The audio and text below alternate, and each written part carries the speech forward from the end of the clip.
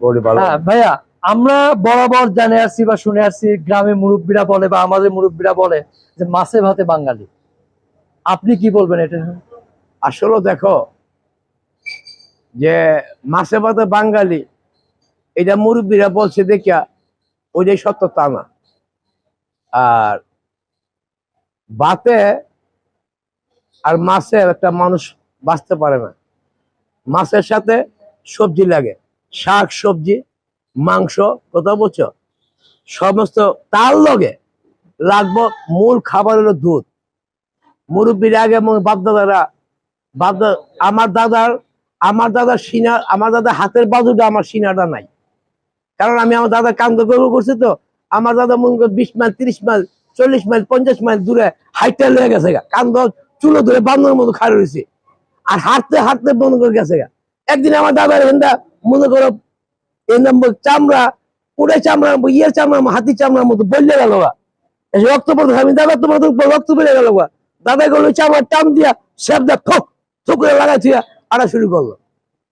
এটা শক্তি ছিল, এটা শক্তি ছিল। আমার দাদা ডেলি 3 কেজি দুধ খাইতো, কথা বলছো। একটা যত বড় রুই মাছের মাথা পাঙ্গালা ধরে খেয়ে লাইতো, কথা বলছো। খাওয়ার গুণ হলো সবচেয়ে বড় গুণ। আজকে দেখো আমরা আমাদের বাপদাদার খাওয়া শিখছিল ছোটবেলা দুধ। দুধ খাওয়া শিখতো, নানি বাদ গেলে এই তাড়াতাড়ি এই গরুটা দোয়াইলেও নাতি আছে দুধ খাও, কথা বলছো। আর এখন এখন নানি বাদ গেলে আমাকে পোলাপানি কইবো কি, নাতি আছে কোকাই না দাও, ওই দোকানটা পুরিয়াই না দাও, সিপটাই না দাও, ওইটাই না দাও, সেইটাই না দাও। একেবারে মনে করে এমবই তো হাট নাই, বাকি হাটটুকু চালাইছে শ্বশুর বাড়ি দিয়া, কথা বলছো।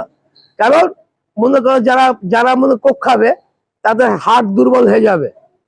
এটা এটা জানো কিনা জানি না, জেনে দেখো। হাট দুর্বল হয়ে যাবে। ছোট ছোট বাচ্চারা এই ডিব্বার দুধ খাইলে, ডিব্বার দুধ যারা খাবে বাচ্চা থাকবে, বাচ্চা থাকবে দাদু দুধ চেহারা লত্ত লত্ত করবো। কিন্তু ওর ভিতরে মাল নেই। কেন মাল নেই জানো? ওই যে পাউডার দুধ মেলামাইন আছে, পাউডার দুধ মেলামাইন আছে, সেই জন্য ডিব্বার দুধে পোলা পায় মোটা হবে, কিন্তু ওর শরীরে পানি জমবে, কিন্তু ওর শরীরে শক্তি থাকবে না। ব্যাপারটা বুঝতে পারছো? শক্তি নাই। আরেকটা জিনিস মনে রাখবা, যারা সবচেয়ে শক্তিশালী দুধ হলো মহিষের দুধ। যারা মহিষের দুধ খাবে, আমি চেহারা দেখলে বলে দিতে পারবো যে ও 1 মাস হলো মহিষের দুধ খাইছে। যদি না কইতে পারি, তুমি আমার সামনে লয়ে আইবা, কথা বলছো। 5 লাখ টাকা পুরস্কার দেবো যদি ধরতে না পারি। আমি ধরে চেহারা দেখলে কইতে পারবো শালায় মহিষের দুধ খাইছে। ওই শালা আমার মতন গরু বালতি মিলে মোবাইল ফেলায় চুমুক দিছে। আমি এখনো এখনো আধা কেজি 1 কেজি কাঁচা দুধ খাই, কথা বলছো। সকালবেলা ঘুমের তুইটা মুগ্ধ না গিয়ে আমি গরু ঘরে গরম দুধ খেয়ে দিই, কথা বলছো।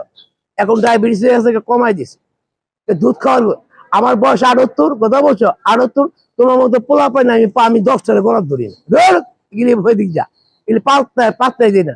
এটার গুণ হইলো কি? দুধ, কথা বলছো। দুধ ছাড়া কোনো বিকল্প নাই। আজকে দেখো সবচেয়ে বাংলাদেশ সবচেয়ে কি জিনিস সস্তা কইতে পারবা? না, বলতে পারি না। এই চাচা কইতে পারবা বাংলাদেশ সবচেয়ে কি কি জিনিস সস্তা? দুধ। তোর ধন্যবাদ। এলে তোর বাপে তোর স্বাস্থ্য বানাইছে। আচ্ছা শোনো, বাংলাদেশ দুইটা জিনিস সবচেয়ে সস্তা। 1 নম্বর সস্তা হইলে কাপড়। এই যে জিন্সের প্যান্ট লাগাইছো, গেঞ্জি লাগাইছো, বিদেশ গেলে যেটা কিনছো এই 10 ডবল টাকা কিনুন লাগতো। কারণ কি জানো? এটা বাংলাদেশে ভাগ্য ভালো, বাঙালির ভাগ্য ভালো। এই দেশে গার্মেন্টস হয়েছিল, গার্মেন্টস হওয়াতে বাঙালি মনে করছো কাপড় পিন্ধা রইল বিশ্বের তাল মিলে, নাইলে কাপড় আর জিন্সের প্যান্ট সালোয়ার প্যান্ট পাইতা না, কথা বলছো। এটা আমাদের আল্লাহর তরফ থেকে বাংলাদেশের গার্মেন্টস গুলো হয়েছিল, কথা বলছো। দেখো এই যে আমি একটা জামা গায়ে দিছি, কথা বলছো। সর্বোচ্চ দামি একটা কাপড়, কথা বলছো। সুতি টরে কাপড়, সর্বোচ্চ আরাম পিরিয়ডের কাপড়, কথা বলছো। কিন্তু এটা এত দাম। যদি গার্মেন্টসও পাইতাম 10 ভাগের 1 ভাগ দাম হইতো, কিন্তু এটা আবার গার্মেন্টসও পাওয়া যায় না, বুঝতে পারছো। আচ্ছা, যাক আমরা শেষ করব। আমরা যে গাভিগুলো মানে জানলাম বা দেখলাম, এগুলো দাম কেমন রেঞ্জের মধ্যে একটু যদি আইডিয়া দিতেন দর্শক। আচ্ছা আমি দিচ্ছি, আমার কথা শেষ হয় নাই। প্রিয় দেশবাসী, ভাই ও বোনেরা, দয়া করে আপনার বাচ্চাগো কোক খাওয়াতে বিরত রাখুন।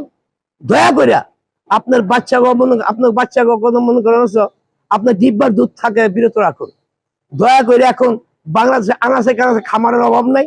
আপনার খামার একটু কষ্ট করে, এত কষ্ট করে বাচ্চা পয়দা করছেন, এত কষ্ট করে বাচ্চা ঋতু পালন করবেন, আপনার বাচ্চাকে এমন ভাবে গড়ে তুলুন যে লিপ ছাড়া যেন আপনার বাচ্চা 10 টাকা চলতে পারে।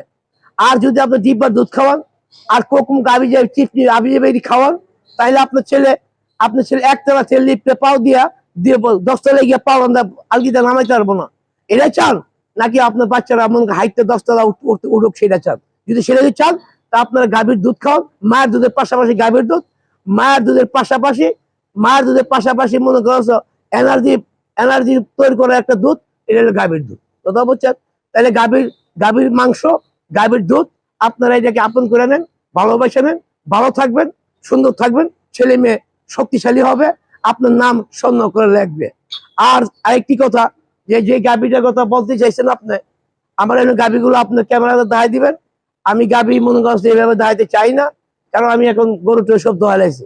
কিন্তু গরু দোয়া লাইছি আমার এখানে 20 থেকে 35-36 লিটার পর্যন্ত গরু আছে, আপনারা নিতে পারবেন। গরুর দাম 2.5 লাখ থেকে 5 লাখ টাকা দাম। যদি আপনারা মনে দেখিয়া বাচ্চা 100 গাভীর থেকে 500 গাভীর থেকে একটা দুইটা 5টা আপনার বাচ্চা নিতে পারবেন, একটু ফ্যাসিলিটি আছে। আর এই ফ্যাসিলিটি একটা খামারে বাংলাদেশে কোথাও পাবেন না, কারণ ভালো গাভী কোনো খামারে বিক্রি করে না। আর আমি একজন ব্যক্তি, আপনি টাকা দিবেন, আপনাকে ভালো জিনিস দেবো না কেন? আপনার টাকা দিবেন, ভালো জিনিস আমি দেবো কেন দিব না? আমি উন্মুক্ত একজন মানুষ, হৃদয়বান মানুষ। যদিও আমি মনে হয় 86 ভাগ কৃষকের মধ্যে আমি একজন কৃষক, আর আমি খেটে খাওয়া মানুষ। জাতিকে কিছু দিতে শিখছি, যতদিন পর্যন্ত নিঃশ্বাস আছে ততদিন দিয়ে যাবো। আর একটা জিনিস আপনার দাওয়াত দেই, আমার একটা শোরুম মনে করেন নিউজ আছে, আপনারা মিষ্টি, দুধ পণ্য সবকিছু পাবেন। আর একটা শোরুম বৃহস্পতিবার দিন উদ্বোধন হচ্ছে, মনে করেন জিগাতলা। আপনারা মনে করেন যা দুধ লাগে, দুধ পণ্য লাগে, আমার শোরুম গুলা থেকে আপনারা ক্রয় করবেন। বাংলাদেশের না বিশ্ব চ্যালেঞ্জ প্রতিষ্ঠান এবং প্রোডাক্ট। তাই বলে 1 মিনিট মনে করছো আপনারা যাকে যাবেন, আপনারা সবাই বাইদস্ত মিলে যাবেন আর স্লোগান দিবেন, একতার বলে হো বলি আর আকাশে উড়াও বিজয় নিশান। আরেকটা কথা না বলেই নাই, প্রিয় মাওলানা ভাইয়েরা, মাদ্রাসার প্রিন্সিপালরা, মসজিদের ইমাম সাহেবরা, আমি মনে করি মাদ্রাসায় লেখাপড়া করি নাই, আলহামদুলিল্লাহ সুরাও ঠিক মতো জানি না। তবে একটা জিনিস জানি, এই দেশে ধর্ম প্রচার করছিলেন নায়েবে নবী কারা অলিয়ালারা। আপনারা যে বাংলাদেশে এই যে মাদার গুলো ভাঙতেছেন, একবার প্রশ্ন করে দেখছেন যে ভারতবর্ষতে মনে করছো এই ধর্ম প্রচার করছিল কাটায় কোন নবী আসছিল? এখানে আসছিল নায়েবে নবীরা। কে পড়াইলো আপনার বাংলার মাটিতে লা ইলাহা ইল্লাল্লাহু মুহাম্মাদুর রাসূলুল্লাহ কলমা কে পড়াইলো? একবার ভাবছেন? আর আজকে নতুন কিছু করে লইছেন। আমরা পূর্বে মিলাদ পড়ে আসছি, আমরা পূর্বে যেভাবে চলে আসছি, আমরা সুন্নি মুসলমানের সুন্নি মতো চলতে চাই। আর যদি আপনারা যদি মনে করছো আর একটা বাড়ি যদি কোনো মাজারে দিবেন মাওলানা সাহেবরা, নতুন মাওলানারা, এই বর্তমান যুগের মাওলানারা, জেনে রাখুন খাজা ফরিদপুরি আমার হাতে একটা 6.5 হাত একটা গামছা দিয়ে গেছে। কথা বুঝছেন? একটা প্যাচ দিয়ে 6 করে ধরবো আর ধরে করে ফাঁসি দেবো আর গাছের লগে বাঁধবো। মনে রাখেন, আর একটা মাজার যেন ভাঙা না হয়। আপনারা আল্লাহকে বিশ্বাস করেন, আল্লাহর মনোনীত মানুষ, আমরা আল্লাহর মনোনীত মুসলমান, আমরা পড়ি লা ইলাহা ইল্লাল্লাহ মুহাম্মাদুর রাসূলুল্লাহ। আপনারা এই পরে মানুষ হয়েছেন, আমরা এই পরে মানুষ হয়েছি। যেহেতু নেই আমি ক্যামেরা এত কথা বলার সময় নাই, নাইলে মাওলানা আপনার ছিল্লা লবণ লাগাই দিতাম। তবে চাই না, এই যে ডক্টর ইউনূস সাহেব, আপনাকে আমি পছন্দ করি, আপনার মাধ্যমে বলতে চাই, আপনার নতুন কমিটি, দেশ চালানোর কমিটিকে, আপনাদেরকে দেশ পরিচালনার দায়িত্ব যারা দিয়েছেন আমরাই দিয়েছি। আর আপনার যদি মনে করেন এই আর একটা মাজার ভাঙ্গা হয়, মুসলমানের ভিতরে দাঙ্গা হাম্মা হয়, সারা বিশ্বের মানুষ হাসবে। আপনারা বিশ্বের মানুষ হাসার থেকে বন্ধ করুন। আমরা আসেন যারা আমরা দয়াল নবী সাল্লাল্লাহু আলাইহি ওয়াসাল্লামকে ভালোবাসি, আল্লাহকে বিশ্বাস করি, এক কাতারে দাঁড়াই, আর আমরা বলি একতার বলে বলিয়ান হই, আকাশে বিজয় নিশান উড়াই। তাহলে সারা বিশ্বের মধ্যে আমরা মনে করছো বাঙালি হিসাবে, জাতি হিসাবে এক নম্বর কাতারে দাঁড়াতে পারবো ইনশাল্লাহ। আমরা স্বর্ণ অক্ষরে বাংলাদেশের মানুষ নাম লিখতে পারবো। মাওলানা সাহেবরা আপনারা আমার মতো এই পাড়া দিলেন না, এই পাড়া দিলেন না, হগলে ছয়টা সরকার গেল, হগলে হাসিনা পলাইলো, মুদির লগে বিয়ে হইলো, আপনারা সম্পদ নিয়ে ভাগাভাগি শুরু করে দিচ্ছেন। সাবধান মাওলানারা, সাবধান করছি। আর একটি বাড়ি যেন, আর একটা হাতুড়া বাড়ি যেন কোনো মাজারে না পড়ে। একতার বলে বলিয়ান হন, আকাশে বিজয় নিশান হন। আমরা মুসলমান ভাই ভাই একতার বলে বুকে বুক রেখে আগামী ভবিষ্যতে করি। আমরা বাংলাদেশকে মনে করি সুন্দর রঙিনে আমরা ফুরন্ত কলি, আমরা ফুরাই দেই। সুবাসের জন্য সারা বিশ্ব সুবাস গন্ধ আমাদেরকে ভালোবাসে সমস্ত মানুষ। এই বলে শেষ করছি। আসসালামু আলাইকুম।